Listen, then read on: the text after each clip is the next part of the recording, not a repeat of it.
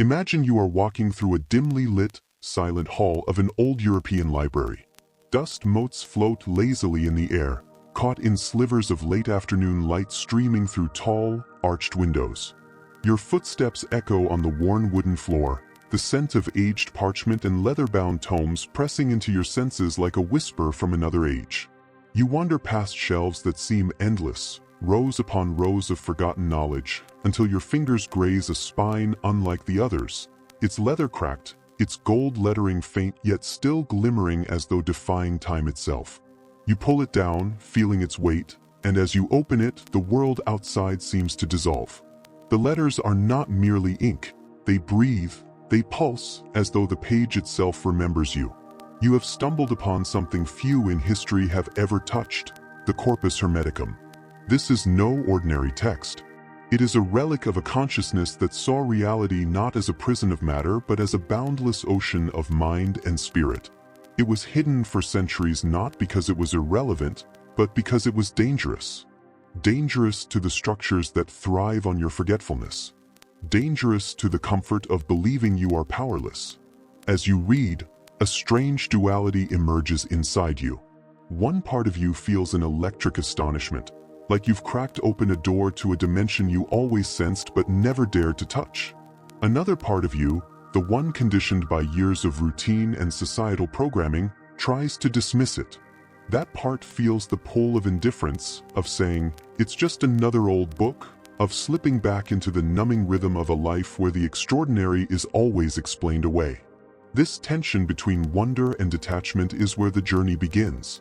For centuries, the Corpus Hermeticum has waited in silence, its pages carrying messages from Hermes Trismegistus, the thrice great, a figure who transcends the boundaries of time and culture. Some saw him as an Egyptian priest, others as a Greek philosopher, still others as a mythical fusion of gods. Hermes, the swift messenger of divine truths, and Thoth, the keeper of cosmic order and sacred writing. But perhaps Hermes is not a man at all. Perhaps he is a voice, a living archetype, that speaks whenever a human soul is ready to remember its own divinity. This introduction is not about convincing you with historical facts alone. It is about opening a crack in your perception wide enough for the light to slip in. The corpus doesn't demand belief, it demands attention. It doesn't beg to be worshipped, it dares you to remember who you are. And here is the most unsettling part. The moment you start reading it, you can no longer claim ignorance. You have touched the current. It is flowing through you now, asking questions you cannot unhear. What if reality is not a fixed, lifeless machine but a living thought? What if the separation you feel between yourself and the divine is an illusion carefully maintained by centuries of conditioning? What if the spark you've ignored in yourself is the same fire that ignited the stars? Astonishment wells up as these ideas sink in. You realize how little of life you have actually questioned. You see, with a kind of quiet horror, how easy it has been to sleepwalk through days, to accept the thin narrative handed to you. Work, consume, obey, repeat. In this light, the dullness you once called normal begins to look like a carefully cultivated blindness. The Corpus Hermeticum cuts through it like a blade. You begin to see the outlines of another reality, one where consciousness shapes form, where the divine is not in the clouds or locked in temples but breathing through your very being. But here lies the danger. To truly hear what Hermes is saying is to lose the ability to pretend you are powerless. And that is precisely why so many choose to close the book and walk away. It is safer, they think, to keep their astonishment as a fleeting moment, like a strange dream quickly forgotten in the noise of the day. Yet even if you close it, the whisper remains. It will follow you in quiet moments, in the spaces between thoughts. It will be there when you pause at a sunset and feel a pull in your chest you can't explain.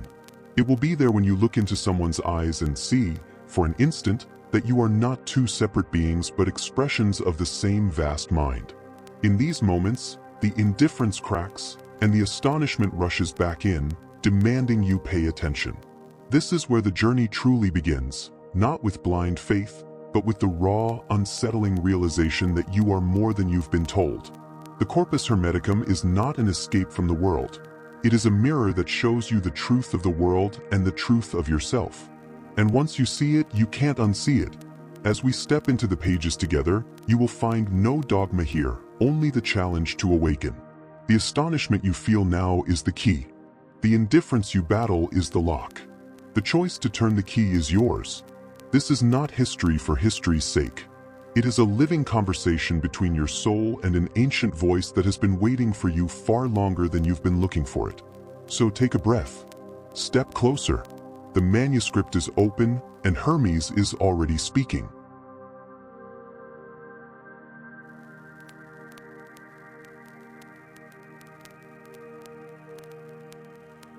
The deeper you go into the words of the Corpus Hermeticum, the more you begin to feel a weight pressing against your chest. A weight that is not from the text itself, but from the centuries that conspired to keep it from you. This isn't the romantic secrecy of a treasure hidden for adventurous seekers to find. It's the heavy, bitter knowledge that it was taken away from humanity on purpose. You start to feel the sharp edge of sadness, the kind that comes when you realize something precious was stolen long before you had a chance to hold it. These teachings were never meant to belong only to a chosen few. They were a map, a mirror, a set of keys to the inner kingdom, offered to every soul who was willing to step beyond the illusions of the material world. But somewhere along the winding corridors of history, the doors slammed shut. You can almost picture the scene, ancient halls filled with scrolls and manuscripts, the air thick with the scent of ink and parchment. Then to the flames. The Library of Alexandria engulfed in smoke, knowledge curling into ash, voices of civilizations silenced in a matter of days. Not all of the Hermetic writings were there, but the loss was symbolic. It was as if the universe's memory was being erased page by page. And you know deep down that this wasn't only the work of chaos or accident, it was also the work of hands determined to control. Sadness turns into a low, simmering anger as you see the pattern more clearly. Those who rule by fear have always known that empowering people with direct access to the divine is the end of their power. If you understood that God, the nous, the creative mind of the cosmos, was not a distant ruler but the very essence of your being, how could you ever be controlled? If you realized that the same spark that moves the stars moves through your thoughts and intentions, why would you bow to any authority claiming to mediate that connection for you? This is why the Corpus Hermeticum was not widely taught, why it was labeled heresy, why its ideas were woven into symbols and hidden in the folds of art, alchemy, and architecture rather than spoken in the open. It was easier to bury it than to let you see the full scope of what you are. The sadness deepens when you think of all the generations who lived and died without knowing they held the key to their own liberation. Farmers who toiled under crushing systems of tribute, believing heaven was only for the chosen. Women whose intuitive wisdom was burned with them at the stake. Philosophers silenced, mystics exiled, seekers forced to whisper their truths in the dead of night. This wasn't just about keeping ideas out of your hands, it was about shaping your sense of self so that you never even thought to look for them. Anger rises again when you realize how much of this conditioning still lingers. Even now, in an age when information floods every device you own, the truth can be harder to find than ever. The noise of shallow distractions drowns it out. We are told to hustle, to consume, to compete, to measure ourselves against images of success that leave our spirits empty. The systems have evolved, but the core tactic remains. Keep people too busy, too divided, too numbed by trivialities to remember that they are creators, not just consumers of reality. The Corpus Hermeticum did not survive the centuries by accident. It was carried like a living ember in the hands of alchemists, mystics, and secret societies, sometimes distorted, sometimes cloaked in allegory, but always kept alive for a time when more people would be ready to hear it. Its reappearance during the Renaissance was one of those rare moments when the flame broke into the open. Imagine the shock in Florence when Cosimo de' Medici, one of the most powerful men in Europe, was so captivated by the newly discovered manuscripts that he ordered their translation immediately, setting aside Plato's works to do so. The wisdom of Hermes lit fires in the minds of thinkers like Marsilio Ficino and Giordano Bruno, men who dared to see humanity not as fallen and condemned but as divine in origin and capable of infinite ascent. But the backlash was swift. Bruno was burned at the stake. Others were silenced through exile, imprisonment, or the quiet pressure of political threats. And so the flame was forced back into the shadows once again. This back and forth, between revelation and suppression, has marked the entire history of Hermetic wisdom. It is a story of brief openings in the veil followed by deliberate closures. And it is this cycle that feeds the sadness in you now, because you realize how easily it could still happen today. We like to think we are free from such repression, but the methods have simply changed. Instead of fires, we have algorithms that bury truth beneath oceans of noise. Instead of inquisitions, we have ridicule and discrediting campaigns. Instead of physical libraries burning, we have digital ones vanishing with the silent click of a delete command. And yet, even in the middle of this sadness and frustration, there is something unshakable: the fact that you are reading these words now. The corpus survived because it could not be killed. It was passed hand to hand, heart to heart, through centuries of fear and control, and it has landed here, in front of you.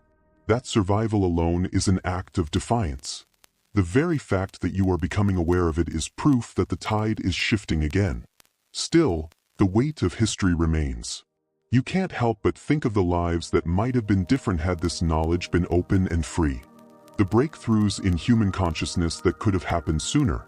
The suffering that could have been eased. The collective leap forward that might have changed the trajectory of our world. That is the regret, the ache that sits quietly beside your anger. And perhaps this is the hidden purpose of feeling both sadness and outrage at the same time. It makes you unwilling to let the cycle repeat. You don't just want to know this truth, you want to protect it, live it, and pass it on uncorrupted. The ones who hid it understood its power. Now it's your turn to understand it too, not just as a set of ideas, but as a living current that can break the patterns of ignorance. The question is no longer why it was hidden. The question is, now that it has found you, what will you do with it?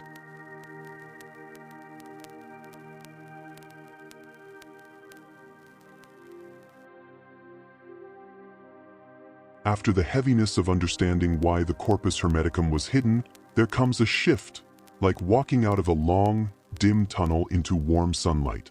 You begin to realize that despite centuries of suppression, the flame of this wisdom has not only survived but has quietly transformed lives whenever it found an open heart.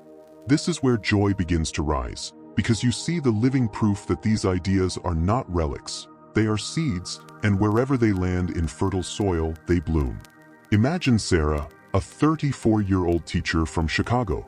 For years, her life had been a loop of lesson plans, grading papers, and rushing between commitments. She loved her students, but her days blurred together, and a quiet numbness crept into her evenings.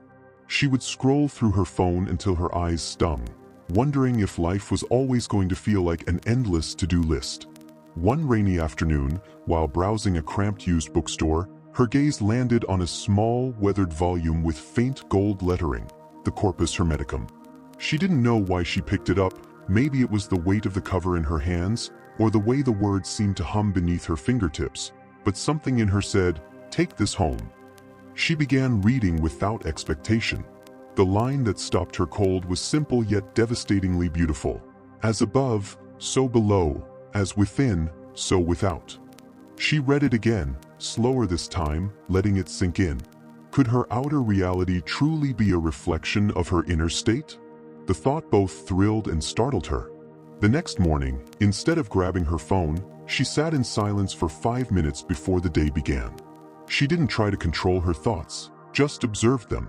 That one change became a daily ritual.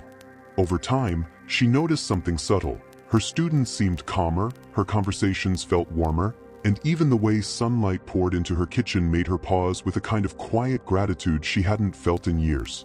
This wasn't magic in the sense of fireworks and sudden riches. It was a gentle reorientation of her entire being. Her reality began to reflect the peace she was cultivating inside. Then there's Michael, a 45-year-old entrepreneur. On paper, he had everything: thriving business, financial stability, a house that could have been in a magazine. But his relationships felt transactional, his health was declining, and a persistent emptiness sat in his chest like a stone. He encountered the corpus not through a bookstore but through a late-night rabbit hole of reading on ancient philosophies.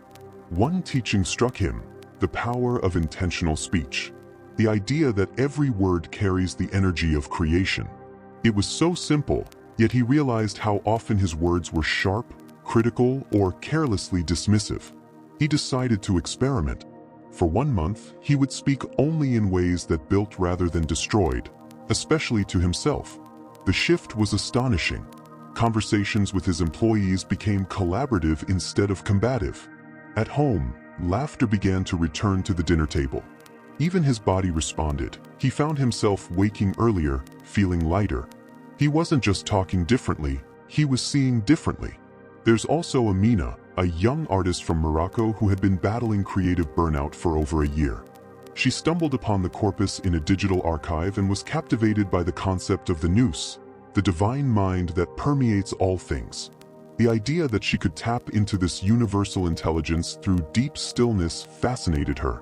She began starting each painting session with 10 minutes of silent meditation, focusing on the idea that she was not creating alone but in partnership with the same consciousness that shaped the stars. The results were almost immediate. Her brushstrokes became bolder, her colors more alive, and she felt a flow that was less like trying and more like allowing. Commissions started pouring in, but more importantly, her joy in the act of creation returned tenfold. These stories are different in detail but identical in essence. They are examples of how Hermetic principles, once integrated, begin to ripple outward. The transformations are not about adopting rigid beliefs or mystical theatrics. They are about applying small but intentional shifts in awareness that change everything. What's most surprising is how quickly joy begins to surface once these principles take root. It is not a fleeting happiness tied to circumstances. It's a deep, steady current that remains even when life is imperfect. That joy comes from the realization that you are not at the mercy of an indifferent universe. You are in a living dialogue with it. The astonishment in these transformations is twofold. First, in how accessible this wisdom really is. You don't need to retreat to a monastery or spend years studying esoteric texts to feel its effects. The corpus is not a closed system of rules. It's a set of lenses you can put on immediately, and the view changes the moment you wear them. Second, in how much power we overlook every day simply because we've been taught to. We think of divine connection as rare, elusive, reserved for saints and sages, when in reality it is woven into every breath, every choice, every word. Once you see it, the ordinary moments begin to glow with a kind of secret light. A walk becomes a meditation. A conversation becomes a chance to lift someone's spirit. Eating becomes a communion with the energy of the earth itself. The more you live from this awareness, the more the joy deepens, and with it, the quiet wonder that this wisdom was here all along, waiting for you to notice. That's the heart of the transformation, not becoming someone else, but remembering what you already are. In Sarah's calm mornings, in Michael's mindful words, in Amina's flowing creativity, you see the same thread, the divine spark moving from dormancy into expression. And perhaps the most beautiful realization is that there is no final arrival point. The joy doesn't come from reaching an imagined state of perfection. It comes from knowing you are in an ongoing dance with the infinite, and every step, no matter how small, is part of the music. You begin to feel an almost childlike excitement about what could shift next, not because you are chasing change, but because you are finally awake enough to see it happening. This is where astonishment meets joy, in the realization that your life, exactly as it is right now, is the starting point for miracles disguised as ordinary days. And all it took was the decision to step into the wisdom you had been carrying within you all along.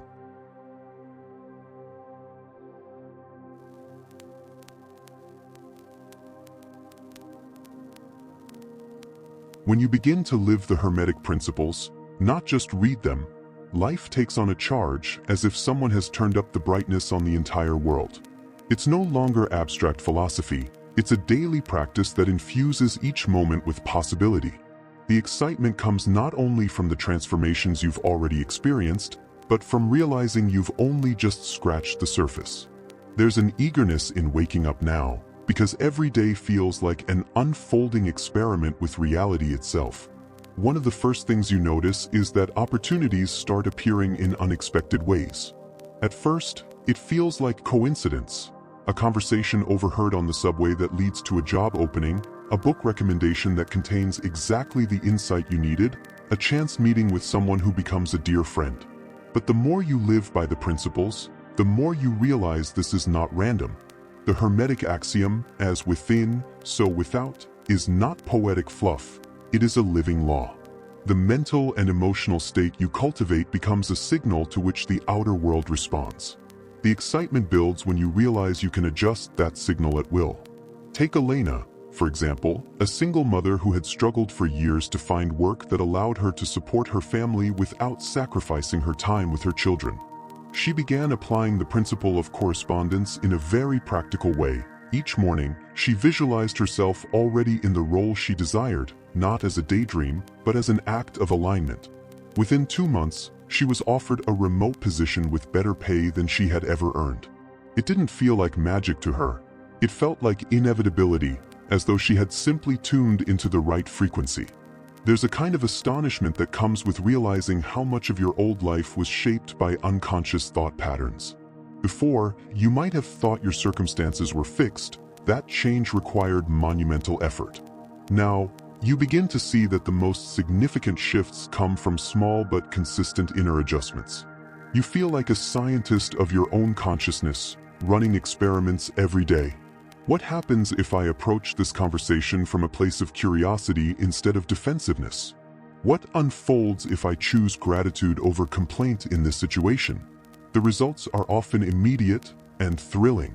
The principle of vibration, for example, becomes a daily tool. You start noticing the subtle difference in how people respond to you when your own inner frequency is high. It's not about pretending to be happy all the time. It's about choosing thoughts, words, and actions that align with the emotional state you want to live in. And when you do, doors open. This is where the excitement begins to snowball, because once you see results, you naturally want to push further. You stop asking, "Does this work?" and start asking, "How far can I take this?" The principle of cause and effect takes on a whole new dimension when you realize that you are not just reacting to life, you are initiating causes every moment. Even the smallest acts, like offering genuine praise or making a compassionate choice, set into motion chains of events you may never fully see but that ripple outward in ways you can feel. One of the most astonishing discoveries is that these principles work in both directions, outward and inward. By changing your inner world, you influence the outer, but by changing your outer environment intentionally, you also shift your inner state. You begin arranging your home, your workspace, even your schedule in ways that support the mindset you want to hold. This is the principle of rhythm in action, recognizing the natural cycles in your life and choosing to move with them instead of against them. There's also a growing enthusiasm for challenges. Where you once saw obstacles, you now see invitations to apply what you've learned. The principle of polarity teaches you that every difficulty contains its opposite.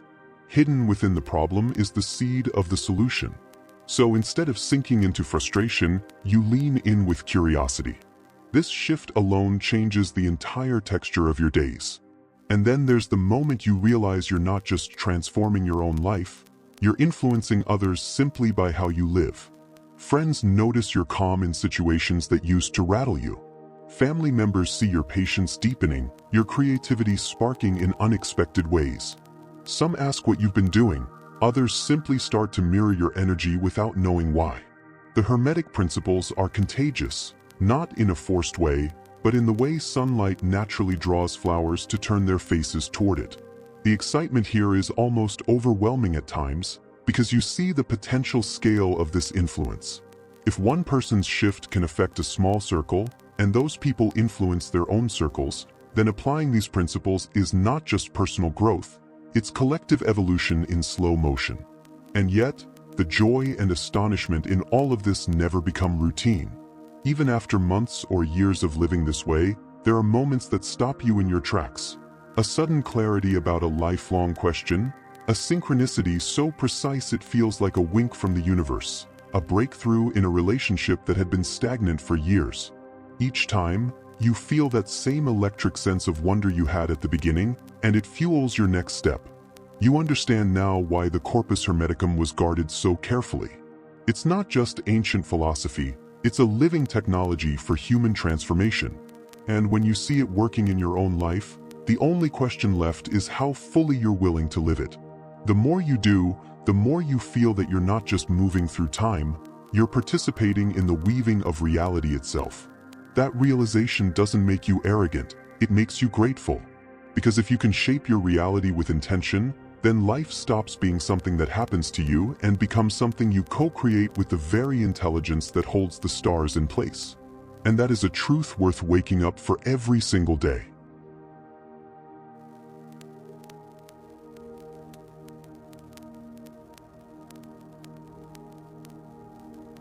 There comes a point in living the Hermetic principles when the excitement of discovery settles into something deeper, a steady, unshakable confidence.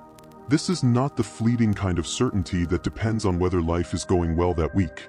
It is the kind that remains even in storms, because you know from experience that the same laws that brought you here are still at work. You have shifted from learning the principles to embodying them. This is the stage where you stop asking, "Will this work?" and start saying, "This is how life works." The empowerment here is profound. You no longer feel at the mercy of circumstances because you have witnessed, over and over, that your inner state shapes your outer reality. This does not mean you control everything, but you influence far more than you ever imagined. And the astonishment comes in realizing that the more mastery you gain, the less force you need. The principle of mentalism becomes second nature. You understand that every outcome begins in thought, so you guard your mental space like a sacred garden.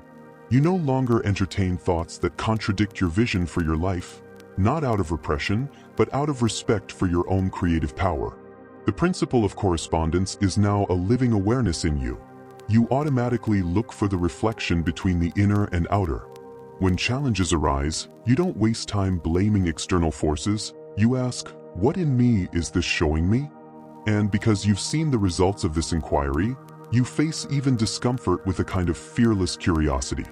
The principle of vibration is no longer a concept, but a tool you wield with precision. You can feel when your energy is dropping, and you know exactly how to raise it, not with empty affirmations, but with genuine shifts in focus, movement, and perspective. You have learned to tune your frequency the way a musician tunes an instrument, and you keep it aligned not because you fear what will happen if you don't, but because you love the harmony it brings. The principle of polarity gives you power in the moments that once would have undone you. You no longer see life in absolutes. You see spectrums. When fear arises, you look for its opposite, courage, and find the place where you can move along that scale. When doubt appears, you shift toward trust. This is not denial, it is mastery of perspective. The principle of rhythm has taught you patience. You know that life moves in cycles, and you no longer panic in the downswings because you trust the upswing will come. You use those quieter periods to rest, to reflect, to prepare for the next surge. The principle of cause and effect gives you ownership of your life. You see that every choice sets something in motion, so you choose with care. This is not restrictive, it's liberating because you no longer feel like a victim of random events. And the principle of gender, often misunderstood, has shown you the power of balancing your inner forces, the active and the receptive, the logical and the intuitive. This balance makes your actions both deliberate and inspired. What is most astonishing is that this level of empowerment doesn't make you rigid, it makes you fluid. You stop needing to control every detail because you trust your alignment more than you trust the circumstances. You can walk into uncertainty without flinching, because you know the laws are the same there as they are in the familiar. You stop seeking validation for your path, because your results are your validation. This is where your life becomes an unspoken teaching for others. You no longer try to convince any one of these principles, you live them, and your presence carries the proof. People feel it in your steadiness, in your clarity, in the way you meet challenges with calm rather than panic. They see it in the way you create opportunities without force, in the way synchronicities seem to follow you. And those who are ready will quietly ask, "How are you doing this?" That is when you realize the Hermetic path is not meant to be a secret locked away, nor is it meant to be shouted at those who aren't listening. It is meant to be demonstrated. Your life itself becomes the corpus, written not in ink but in choices, in outcomes, in the way you move through the world. This lifelong path is not about perfection, it's about mastery through practice. There will still be days when you forget, when you slip into old patterns, when fear whispers at your ear. But the difference now is that you recognize it immediately and you know the way back. You have built a map, and that map works in any terrain. The empowerment that comes from this is almost indescribable. You stand in a place where no external authority can define your reality for you, where no setback can permanently dislodge you from your center. You know, without needing proof from anyone else, that you are co-creating your life with forces both seen and unseen. And perhaps the greatest astonishment is how natural this all begins to feel. The practices that once felt deliberate, visualization, conscious speech, inner alignment, are now as automatic as breathing. You no longer have to remember to live in harmony with the principles. You simply do because they have become who you are. From here, the path stretches endlessly ahead, not as a road to some final destination, but as a horizon that keeps expanding the more you walk toward it. Each day is both familiar and new, stable yet full of possibility. And the certainty you carry is not that you will never face storms again, but that you will always know how to navigate them. This is the quiet, unshakable power of the Hermetic path. It is the confidence that comes from mastery, the wonder that comes from endless discovery, and the strength that comes from knowing you are never separate from the very intelligence that shapes the cosmos. You are not merely living by the principles, you have become a living expression of them. And that is the kind of truth that can carry you through an entire lifetime.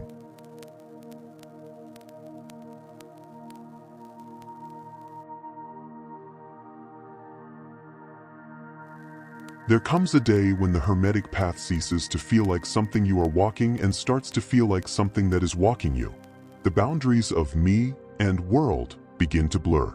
You can still function in the ordinary sense, paying bills, meeting friends, making plans, but there is an undercurrent, a constant awareness that everything you see, touch, think, and feel is part of the same living whole. You realize that you are not just in the universe. You are the universe expressing itself in a particular form. This is where the journey moves beyond empowerment into transcendence. The principles no longer feel like separate tools to be applied. They dissolve into a single living truth. There is no separation between mind, matter, and spirit. The astonishment here is almost impossible to put into words. You feel it in the smallest details, the way light moves across a room, the rhythm of breath, the quiet intelligence in the way a plant turns toward the sun. You begin to sense that the principle of mentalism is not just about shaping your personal reality, it is the recognition that all realities are held within the mind of the all, and that your thoughts are threads woven into the fabric of that infinite tapestry. The principle of correspondence now reveals its highest teaching. Not only do inner and outer reflect each other, but there is no true boundary between them. The mirror is an illusion born of perspective. What you once saw as the dance between two realms, you now see as the movement of one seamless field of being. The principle of vibration begins to dissolve into pure experience. You no longer raise your frequency in the way you once did, because you are aware that you have always been the frequency itself, shifting endlessly like a song that never ends. The principle of polarity unveils its hidden beauty. Every opposite is simply two ends of the same truth. Life and death, light and dark, joy and sorrow, all are movements of the same essence. You no longer fear one side of the pole, because you understand it cannot exist without the other, and both are contained in the wholeness you now feel yourself to be. The principle of rhythm becomes a cosmic heartbeat, not just in your life but in everything, tides, seasons, growth and decay. You feel yourself moving with it instinctively, without resistance, as if you have become part of the music rather than just listening to it. The principle of cause and effect reveals its deepest layer. The linear chain of events is only one way to perceive reality. In the all, cause and effect are simultaneous. The seed and the tree coexist. You see that what you call a future is already here in potential, waiting for alignment to bring it into expression. And the principle of gender is no longer about balancing forces within you. It becomes the recognition that creation itself is the endless union of these principles, the eternal dance that gives rise to all forms. In this state, your sense of identity shifts. You still have preferences, still make choices, but there is a looseness, a freedom in knowing that the you making those choices is simply the all choosing through you. You act not to prove, not to control, but to participate in the unfolding of something far larger than yourself. Daily life becomes an expression of reverence. You eat, and you are aware of the sun, the rain, the soil, the hands that brought the food to your table. You speak, and you feel the ancient origins of language in the movement of your mouth. You walk, and every step feels like it is taken on sacred ground, because it is. The astonishment deepens when you realize this awareness is available to anyone, always, because it is the truth of what we are. The only thing that ever obscured it was identification with the small self, the belief that we are separate units struggling for survival. Once that veil thins, even for a moment, the rest of the journey is simply remembering. And yet, transcendence is not withdrawal from the world. It is the most intimate engagement with it. You do not sit apart from life. You are more deeply embedded in it than ever before. The laughter of a child, the arc of a bird in flight, the sound of rain on a quiet street, all of it feels like direct communication from the all. There is no longer a spiritual life separate from an ordinary life. Everything is spiritual because everything is the all. The Hermetic path has led you here, but it is clear now that the path and the destination were the same all along. The principles were not external laws to be learned. They were reflections of the truth you already carried within you. The study and practice simply cleared the way for you to see it. This realization brings a humility that is not self-effacing but luminous. You see yourself as one wave in the ocean, not more important than any other wave, but equally essential to the ocean's fullness. The freedom in this is immense. You are no longer driven by fear of loss, because nothing real can be lost.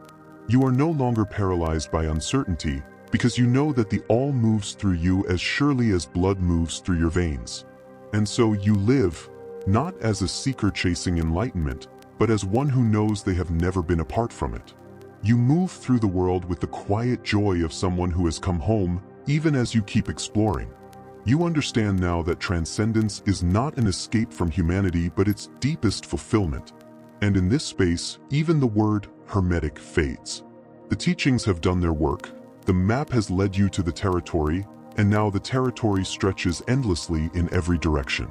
You are free to walk it in any way you choose, knowing that wherever you go, you remain within the all, and the all remains within you.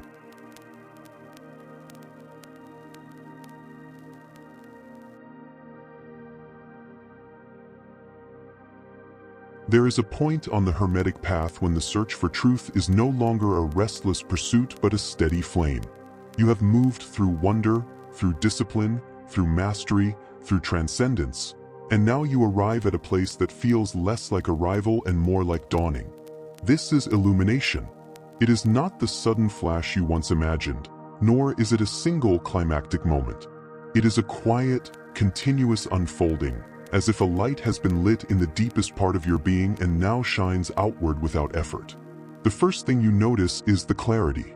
Life is still full of moving parts, and yet everything seems to have an underlying order, an intelligible rhythm. Where once you questioned, doubted, or analyzed endlessly, now you simply see. This sight is not cold or detached. It is compassionate, warm, and profoundly accepting. You understand why things happen as they do, not in a mechanical sense alone, but in the way an artist understands their own painting. Every stroke, every shadow, every burst of color belongs to the whole. The serenity that comes with this is unlike anything before. It is not the fragile peace of things going well, it is the unshakable peace of knowing that no matter the outward circumstances, you are moving within a universe governed by wisdom far beyond the grasp of the intellect yet intimate to the heart. The Hermetic principles are no longer tools, nor even lenses. They are the very light by which you see. The principle of mentalism now feels like a shared consciousness in which you participate, a vast field of thought from which all realities emerge. You are aware of your creative role within it, but you also feel the joy of knowing you are one voice among infinite expressions, each contributing to the symphony. The principle of correspondence reveals not only reflection but harmony. You see the fractal beauty of existence, patterns repeating in galaxies and in grains of sand, in the way a river bends and the way human relationships unfold. This recognition fills you with a reverence that softens every judgment, because you see the larger pattern at work in even the smallest detail. The principle of vibration becomes the very texture of your awareness. You can feel the pulse of life in everything, the steady hum of your own being, the shifting resonance of those you meet, the vast orchestration of frequencies that makes the world what it is. You understand how to move with it, how to listen to it, how to align without force. The principle of polarity is no longer a challenge to navigate but a truth to embrace. You see that every extreme carries within it the seed of its opposite, and that life itself is the movement between these poles. There is no need to cling to one side or flee from the other. The light needs the shadow to define it, and the shadow needs the light to be seen. The principle of rhythm becomes a source of comfort. You watch the ebb and flow of your own energy, of relationships, of seasons in your life, and you rest in the knowledge that all things rise and fall in their time. There is no rush, no panic, only the grace of timing. The principle of cause and effect brings you to humility as much as to empowerment. You see that while your actions shape outcomes, you are also part of a larger web of causes stretching far beyond your individual story. You act with intention, knowing each movement ripples outward, but you no longer feel the burden of controlling everything. You are content to play your part well. The principle of gender becomes the dance of creation you now witness everywhere. The giving and the receiving, the speaking and the listening, the shaping and the allowing. You find joy in moving between these modes, knowing that both are sacred. In illumination, wisdom and peace merge. You understand that the highest knowledge is not complicated. It is simple, clear, and often wordless. You can hold paradox without strain, because you see how it resolves itself in the larger whole. You no longer need to prove what you know, nor to convince anyone else. Truth does not demand persuasion. It shines, and those who are ready recognize it. And perhaps the most beautiful part of this stage is how naturally you live it. There is no performance, no spiritual posture, no constant effort to be anything in particular. You simply are, and your being radiates the understanding you carry. People may come to you for answers, and sometimes you will give them words. Other times, you will give them silence, knowing that silence itself can be the purest form of teaching. This radiance is not yours alone. It belongs to the all, and you are simply one of its countless expressions. The light that shines through you is the same light shining through the leaves of a tree, the same light dancing on the surface of water, the same light in the eyes of a stranger. And once you have seen it, you see it everywhere. Life, in all its complexity, becomes a single gesture of love from the all to itself. And in that recognition, the journey stops feeling like a climb towards something and starts feeling like a homecoming that never ends. Illumination is not the conclusion of the Hermetic path.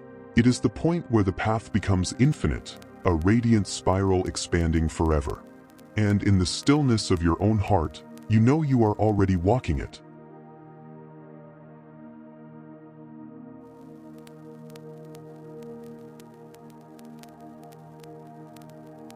When you reach the final stretch of the Hermetic journey, you begin to understand that it was never solely about you.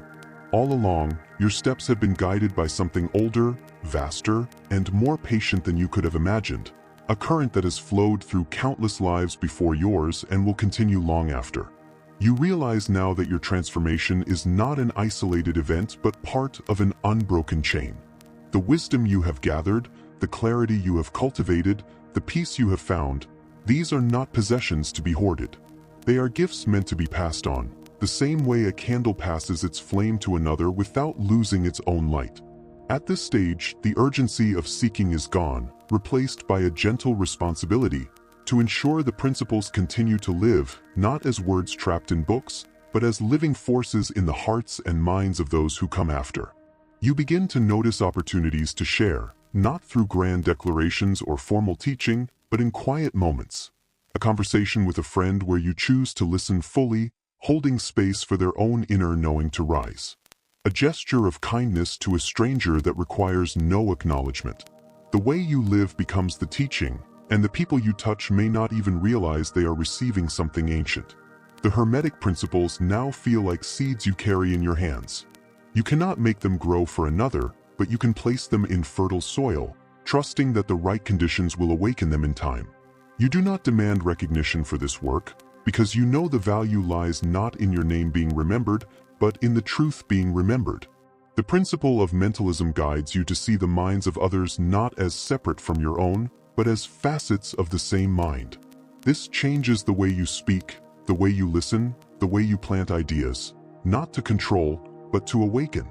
The principle of correspondence shows you that the small ways you live these truths ripple into the larger pattern. A single act of integrity here, a single word of encouragement there, these are not insignificant, they are part of the great weaving. The principle of vibration teaches you that your own state of being is the most powerful transmission. If you wish to uplift, you must dwell in what uplifts. If you wish to bring peace, you must carry peace. You no longer focus on convincing others through argument. You trust resonance to do the work. The principle of polarity reminds you to meet people where they are, whether they stand in shadow or in light, knowing that every soul is in motion between these poles. You offer what is needed in the moment without judgment. The principle of rhythm helps you honor the seasons of learning in others. Some are in a spring of awakening, eager for every teaching. Others are in a winter of stillness, where nothing seems to grow. You trust the cycles just as you trusted your own. The principle of cause and effect brings a deep awareness of the ripples your words and actions create. You move with care, not out of fear, but out of respect for the web you are part of. And the principle of gender shows you how to balance the active and receptive aspects of this legacy, sometimes speaking, sometimes remaining silent, sometimes giving instruction, sometimes simply holding presence. You no longer see yourself as a keeper of secrets, but as a steward of a river that has no end. The Hermetic way did not begin with you, and it will not end with you. Your role is to ensure its waters remain clear for those who will drink from it in years to come. In living this way, you also discover a new dimension of compassion. You see the struggles of those at earlier stages of the path, and instead of impatience, you feel kinship. You were there once. You stumbled, doubted, resisted. Now you understand that these are not detours but necessary parts of the journey. You do not try to drag anyone forward, you walk beside them until they are ready to move. Over time, you notice that your influence may extend farther than you ever know. A student you spoke with briefly years ago begins teaching in their own way. A child you encouraged grows into someone who brings healing to others. A book you leave behind is read by someone you will never meet. In each case, the circle expands beyond your sight. And this is the final gift of the Hermetic path, the release of ownership. You do not need to see the results of the seeds you plant. You do not need to be present when the fruit ripens. You trust that the all, which carried you here, will carry the work forward in ways more intricate than you could ever design. In this way, your life becomes both an offering and a bridge. You stand in the long line of those who have walked before, and you extend your hand to those who will walk after. Your footsteps are not the first, and they will not be the last, but they matter because they keep the path open. One day, when your own journey in this form draws to a close, you will look back and see that what began as a personal quest for understanding became something far greater, a continuation of the endless movement of wisdom through time. And with that recognition, you can let go in peace, knowing that the light you carried will not be extinguished. It will find new hands, new hearts, new voices. The circle will go on as it always has, and as it always will.